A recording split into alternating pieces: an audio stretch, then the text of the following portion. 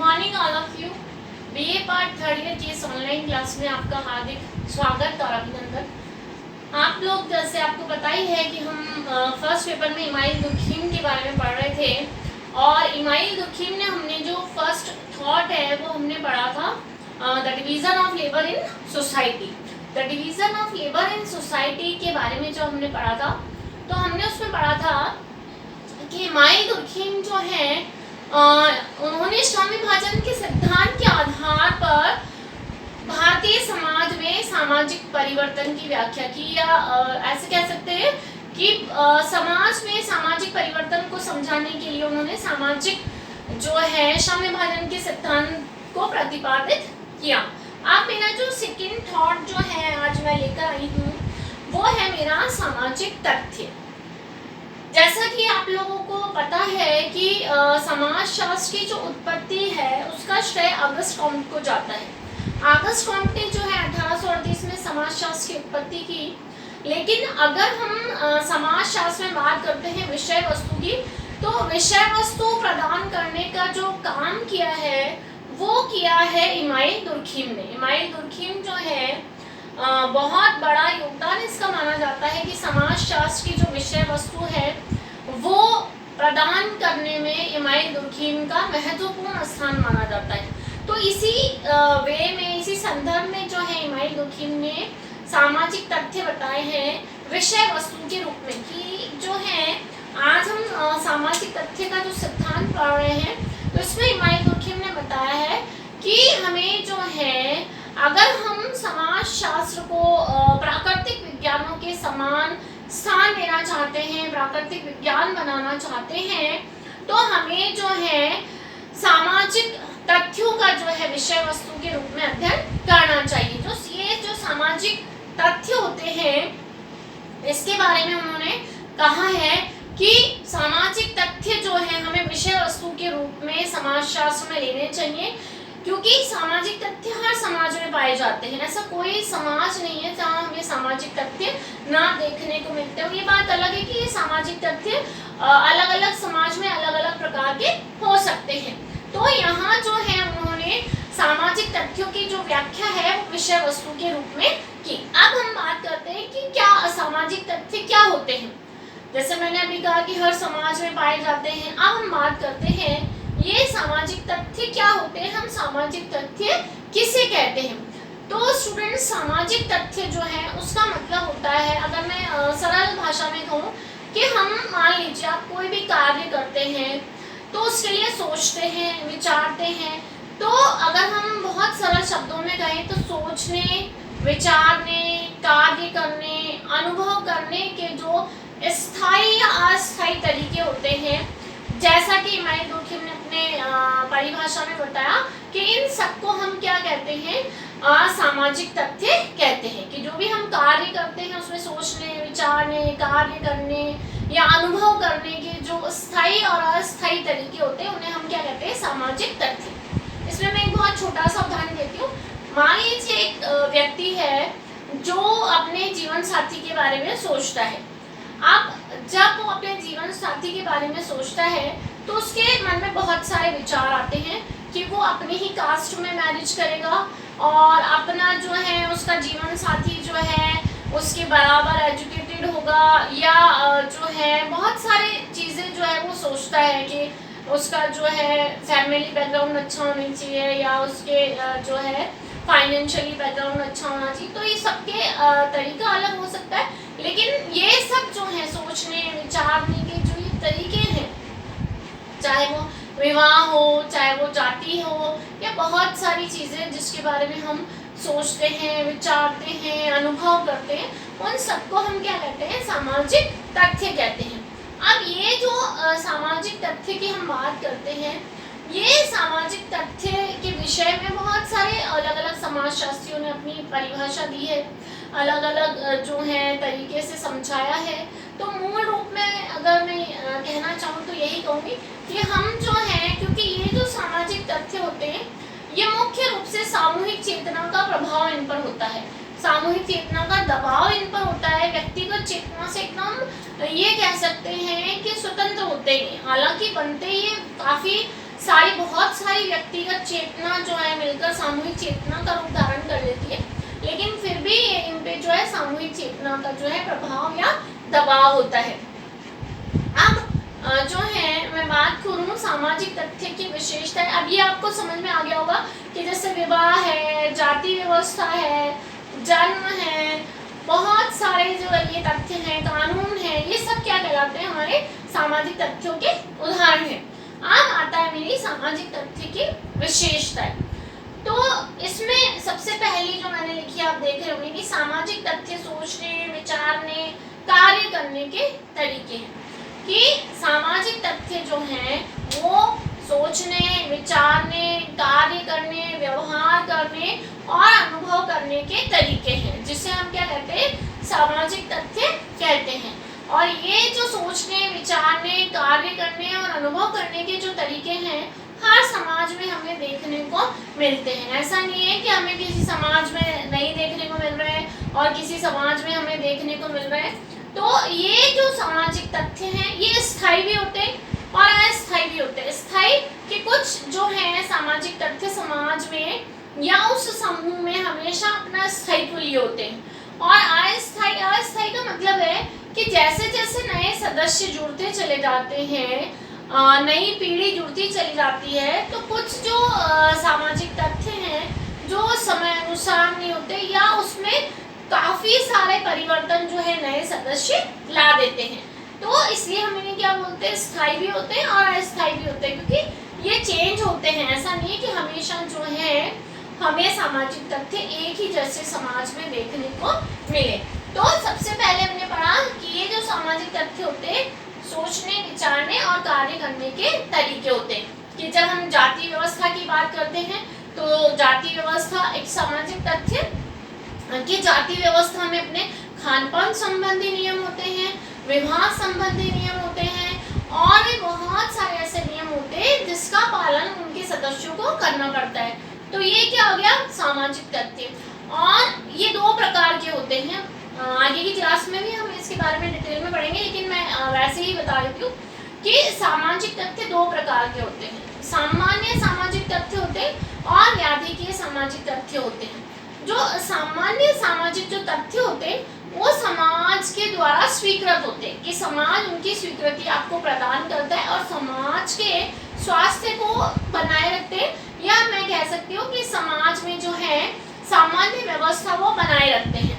और दूसरे जो होते हैं, जो मैंने बोला व्याधिकीय सामाजिक तथ्य होते हैं, जैसे अपराध है, आत्महत्या है, वैश्यावृत्ति है, ये सब जो है व्याधिकीय सामाजिक तथ्य कहलाते हैं। और ये जो व्याधिकीय सामाजिक तथ्य होते हैं ये समाज के लिए हितकर नहीं होते या समाज को बीमार कर देते, इसलिए हम इन्हें क्या बोलते हैं, व्याधिकीय सामाजिक तथ्य। तो ये दो प्रकार के होते हैं, सामान्य सामाजिक तथ्य और व्याधिकीय सामाजिक तथ्य। तो ये जो सोचने विचारने की, कोई व्यक्ति जो है जब वो सुसाइड करता है तो वो भी सोच रहा है, अपराध करता है वो भी सोच रहा है, सोच विचार के काम कर रहा है, लेकिन उन प्रतिमानों की स्वीकृति हमें समाज नहीं देता है। कि मैं आत्महत्या के बारे में सोचती हूँ, इसकी स्वीकृति मुझे समाज नहीं देता और वो समाज के हित में नहीं है। तो ये मेरा क्या कहलाएगा, व्याधिकीय सामाजिक तथ्य की जिसकी स्वीकृति मुझे समाज नहीं देता है। सेकंड जो मैंने लिया है वो है मेरा सार्वभौमिकता, यूनिवर्सल। सार्वभौमिकता का मतलब, जैसे आप लोग समझते हैं, सार्वभौमिकता का मतलब होता है कि ये जो सामाजिक तथ्य होते हैं ये समाज में हमें हर जगह देखने को मिलते हैं। ऐसा कोई समाज नहीं है जहां हमें ये सामाजिक तथ्य देखने को ना मिले। तो ये सार्वभौमिकता का गुण पाया जाता है कि समाज में जो है हम हर जगह जो है सामाजिक तथ्य, या हर समाज में हमें सामाजिक तथ्य देखने को मिलते हैं। दूसरी बात कि ये जो सामाजिक तथ्य होते हैं, ऐसा हमने आपने बहुत बार सुना होगा, जैसा समाज वैसा उसका विचार, कि सार्वभौमिक होते हैं। जैसे मैंने कहा अगर मैं अमेरिका जाऊंगी या मैं अजमेर जयपुर से बाहर कहीं चली जाती हूँ तो हर जगह हो सकता है थोड़े थोड़े से चेंजेस हो, और जब हम एकदम से धर्म, कंट्री, जाति चेंज कर देते हैं तो फिर से हमारे जो जो फैक्ट हैं वो फिर से जो है चेंज हो जाते हैं। तो थोड़ा थोड़ा सा परिवर्तन होता है जो है सामाजिक तथ्यों में। लेकिन यूनिवर्सल है कि ये जो सामाजिक तथ्य हैं हमें हर जगह देखने को मिलते हैं। तो ये हो गया हमारा सेकंड, सार्वभौमिकता। तीसरा जो है वो है सामाजिक उत्पत्ति। अब बात करते हैं हम कि ये जो सामाजिक तथ्य होते हैं वो आते कहाँ से, कि कैसे जो है इनकी उत्पत्ति होती है। तो इनकी उत्पत्ति होती है सामूहिक चेतना के कारण। सामूहिक चेतना के कारण जो है ये समाज में अपना वजूद बनाए रखते हैं और सब लोग इन्हें स्वीकार करते हैं। जैसे मैंने अभी पहले भी कहा था कि हालांकि ये व्यक्तिगत चेतना की उपज होते हैं और काफ़ी सारे जो है लोगों के द्वारा जब स्वीकार किए जाते हैं तो ये सामूहिक चेतना के रूप में बदल जाते हैं। लेकिन अगर हम बात करें तो ये मुख्य रूप से जो है ये कह सकते हैं कि उनकी उत्पत्ति जो होती है सामूहिक चेतना के कारण होती है और सामूहिक चेतना के फलस्वरूप भी जो है ये पूरे समाज के द्वारा स्वीकार किए जाते हैं। सब लोग इसके बारे में एकमत विचार रखते हैं। जैसे एक बहुत छोटा सा मैं उदाहरण देती हूँ। अगर हम जल की बात करें, पानी का जो फार्मूला है H2O, अगर हम हाइड्रोजन और ऑक्सीजन को अलग कर देंगे उनका कोई अस्तित्व नहीं है। सेम चीज़ यहाँ हमें देखने को मिलती है कि काफ़ी सारे जो हैं व्यक्तिगत चेतनाएं यहाँ मिलकर सामूहिक चेतना का निर्माण करती है। लेकिन जब हम सामाजिक तथ्यों की बात करते हैं तो यहाँ क्या होता है, यहाँ व्यक्तिगत चेतना कोई मायने नहीं रखती, ये सामूहिक चेतना का परिणाम माने जाते हैं और सामूहिक चेतना के कारण ही इन्हें जो है माना जाता है कि ये सामूहिक चेतना के कारण ही इनकी उत्पत्ति होती है। और अकेला व्यक्ति, सामाजिक का मतलब यही होता है कि अकेला व्यक्ति जो है उसकी व्यक्तिगत चेतना का कोई महत्व नहीं है। जैसे मैंने यहाँ समझाया कि हाइड्रोजन और ऑक्सीजन मिलकर जल बनता है, लेकिन मैं अगर हाइड्रोजन को अलग कर दूं और ऑक्सीजन को अलग कर दूं तो जल का जो है कोई मतलब हाइड्रोजन और ऑक्सीजन का अलग अलग कोई अस्तित्व नहीं है। तो यहाँ भी व्यक्तिगत चेतना इसमें घुली मिली होती है, लेकिन व्यक्तिगत चेतना को अलग कर देंगे तो उसका कोई महत्व या अस्तित्व नहीं है। माना यही जाएगा कि इनकी उत्पत्ति जो है सामूहिक चेतना के परिणाम स्वरूप हुई है। नेक्स्ट हमारा जो है सामाजिक तथ्य पीढ़ी दर पीढ़ी चलते हैं। हम सब सामाजिक प्राणी हैं और जैसा आप लोग जानते हैं कि जब हम समाज में रहते हैं तो हम बहुत सारी चीज़ें सीखते हैं हमारे समाज के सदस्यों के द्वारा। क्योंकि जब हम पैदा होते हैं, 2 पॉइंट्स हैं जो मैं एक साथ लेती हूँ, इसमें आपको समझ में आएगा कि ये तथ्य सीखे जाते हैं। समाजीकरण की जो प्रक्रिया है हम उसको कहते हैं कि समाजीकरण जो है, आपने फर्स्ट ईयर में पढ़ा भी होगा कि समाजीकरण की प्रक्रिया जो है, जिसमें आपको थोड़ा सा मैं बता देती हूँ। समाजीकरण का मतलब होता है सीखने की एक प्रक्रिया है जिसमें व्यक्ति जन्म से लेके मृत्यु पर्यंत सीखता है। क्या सीखता है? समाज स्वीकृत व्यवहार सीखता है। तो यहाँ जो है, जैसे मैंने यहाँ लिखा हुआ है मेरे पॉइंट्स में, कि ये जो सामाजिक तथ्य होते हैं ये समाजीकरण की प्रक्रिया के माध्यम से सीखे जाते हैं। हम जब पैदा होते हैं या बच्चा जब होता है, वो इस दुनिया में आता है, वो जब बहुत छोटा होता है, आपने याद हो मौखिक अवस्था से लेकर जो है वृद्धावस्था तक हमने पढ़ा है इसमें समाजीकरण में, वो कुछ ना कुछ सीखता है। तो ये जो सीखता है वो इस वाले पॉइंट में जो मैंने बात करी है कि समाजीकरण की प्रक्रिया के द्वारा वो इन सामाजिक तथ्यों को सीखता है और सीख कर वो क्या करता है, अपने नए सदस्यों को, अपनी नई पीढ़ी को हस्तांतरित करता है कि मैं जो कुछ भी सीखती हूँ मैं मेरे बच्चों को जो है सिखाती हूँ। तो एक पीढ़ी दूसरी पीढ़ी को वो सिखा रही है। तो ये जो सामाजिक तथ्य हैं समाजीकरण की प्रक्रिया के द्वारा, कि जब हम छोटे बच्चे होते हैं, हमारा परिवार जो है, सबसे पहले हमारे परिवार के सदस्य हमें सिखाते हैं उठना बैठना, खाना पीना, कैसे बात करनी है, कैसे हमें जो है किस त्योहार पे कैसे कपड़े पहनने हैं, किस दिन किस प्रकार का भोजन बनेगा। ये सब जो है तथ्य सीखे जाते हैं समाजीकरण की प्रक्रिया के द्वारा। और फिर ये क्या होते हैं, एक पीढ़ी से दूसरी पीढ़ी में ट्रांसफ़र होते हैं कि मैंने सीखे और मैंने अपने बच्चों को वो ट्रांसफ़र किए या उन्हें मैंने वो सब सिखाया।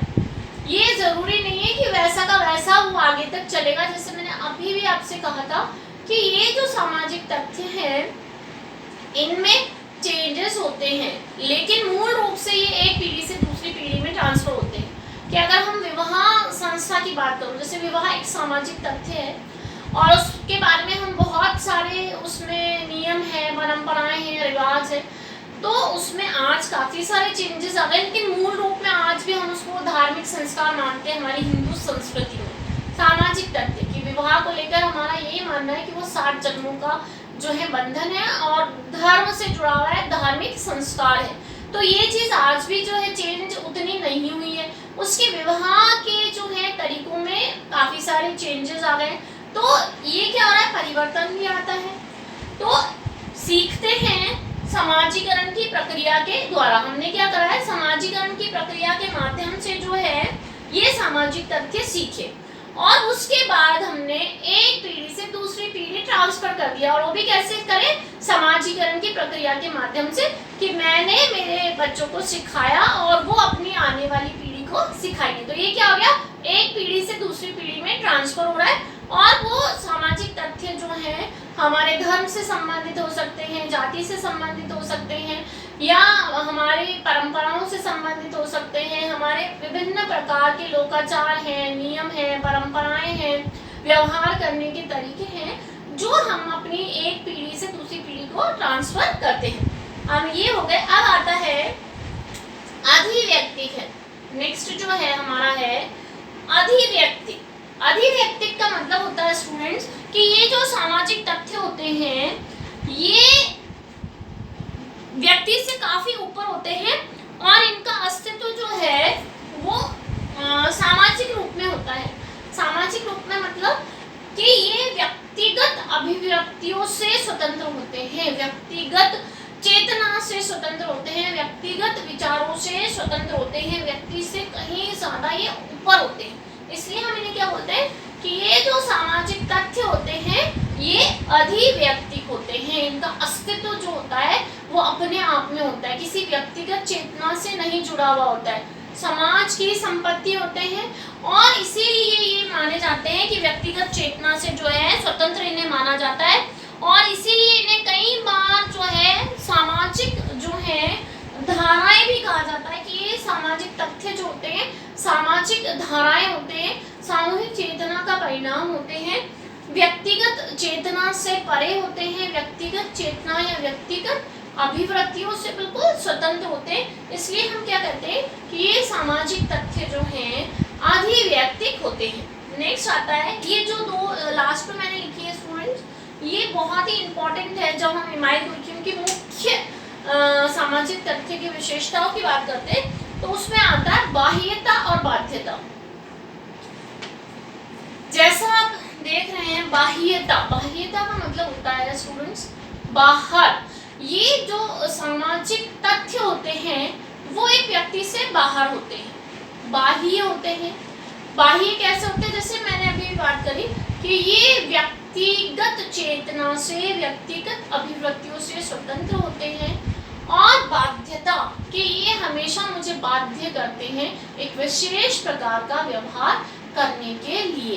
तो बाह्यता का मतलब यही है कि ये जो सामाजिक तथ्य होते हैं ये हमारे जो हैं व्यक्तिगत विचार, व्यक्तिगत चेतना के अधिकार क्षेत्र से बाहर होते हैं और इन पर व्यक्ति विशेष के विचारों का कोई प्रभाव नहीं पड़ता है, क्योंकि ये जो है पूरे समाज से संबंधित होते हैं और पूरे समाज की जो है देन होते हैं। तो ये माना जाता है कि ये बाह्य होते हैं और किसी व्यक्ति के वश में नहीं होते, या ये कह सकते हैं कि व्यक्ति पर जो है या किसी भी सामाजिक तथ्य पर जो है व्यक्ति कुछ भी नहीं कर सकता, वो सामूहिक चेतना है और व्यक्ति ना इन्हें बना सकता है और ना इन्हें बिगाड़ सकता है।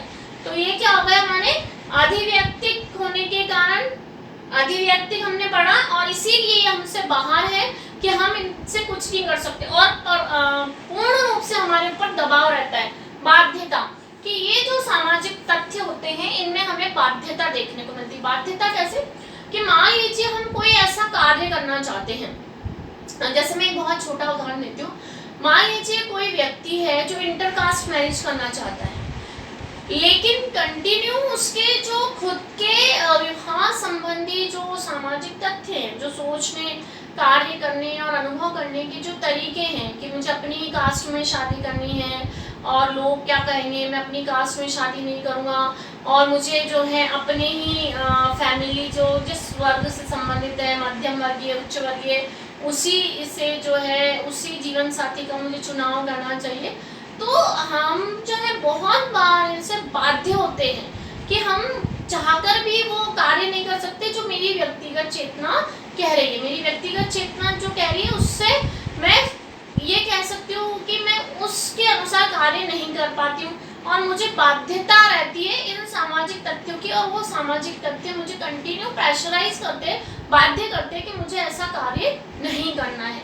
तो हम उससे बाहर हैं, मेरी व्यक्तिगत चेतना से बाहर है, मेरी उपज से बाहर है, मैं ना इन्हें बना सकती हूँ ना मैं इन्हें बिगाड़ सकती हूँ, और मुझे फिर भी मेरी व्यक्तिगत चेतना से बाहर होने के बावजूद भी ये मुझे कंटिन्यू प्रेशराइज करते हैं, मुझे बाध्य करते हैं एक विशेष प्रकार का व्यवहार करने के लिए। अगर मैं ऐसा नहीं करती, मान लीजिए मैं सामाजिक तथ्य जो हैं उनके अनुसार व्यवहार नहीं करती, तो वो क्या कहलाता है, विचलित व्यवहार कहलाता है। समाज में जो है हम उसको विचलित व्यवहार कहते हैं। और कई बार तो अगर हम सामाजिक तथ्यों को बिल्कुल स्वीकार नहीं करते तो वो हमें उसके एवज में जो है दंड भी मिल सकता है, क्योंकि हम क्या कर रहे हैं, जो समाज के नियम है, ये सब क्या है, सामाजिक तथ्य समाज के द्वारा प्रतिपादित किए गए नियम है, समाज विशेष की एक व्यवस्था है जो सामूहिक चेतना का परिणाम है। और अगर मैं विचलित व्यवहार करती हूँ या सामाजिक तथ्यों के अनुरूप व्यवहार नहीं करती हूँ तो क्या होगा कि मैं उन सब नियमों का उल्लंघन कर रही हूँ। तो उस केस में मुझे दंड भी मिल सकता है, मुझे सजा भी मिल सकती है। जैसे कानून है, वो एक सामाजिक तथ्य का उदाहरण है। तो अगर आप कानून तोड़ते हो या आप राज्य के नियमों का उल्लंघन करते हो, उन्हें स्वीकार नहीं करते हो, तो आपको दंड मिलेगा। तो ये क्या हो गए, ये सब हमने जो पढ़ा सामाजिक तथ्यों की विशेषताएं, ये सारी जो अभी हमने पढ़ी। अब जो है इसके बाद जब हम नेक्स्ट क्लास में पढ़ेंगे तो उसमें हम सामाजिक तथ्य के प्रकार, जैसे अभी मैंने दो जो है प्रकार आपको बताए, और उसके अलावा एक हम जो है टॉपिक लेंगे कि सामाजिक तथ्यों के अवलोकन के नियम। क्योंकि इमानुएल दुर्खिम ने क्या किया है, सामाजिक तथ्यों को प्राकृतिक विज्ञानों के समान रखने की बात कही है। तो हम किस चीज़ का ध्यान रखें कि हम उसे जो है विज्ञान या प्राकृतिक विज्ञानों की कैटेगरी में रख सकें। तब तक के लिए आपका धन्यवाद। आप जब तक ये पढ़िए, इसके बाद नेक्स्ट पार्ट में हम मिलते हैं तथ्यों के प्रकार और अवलोकन के नियम के साथ। धन्यवाद बच्चों।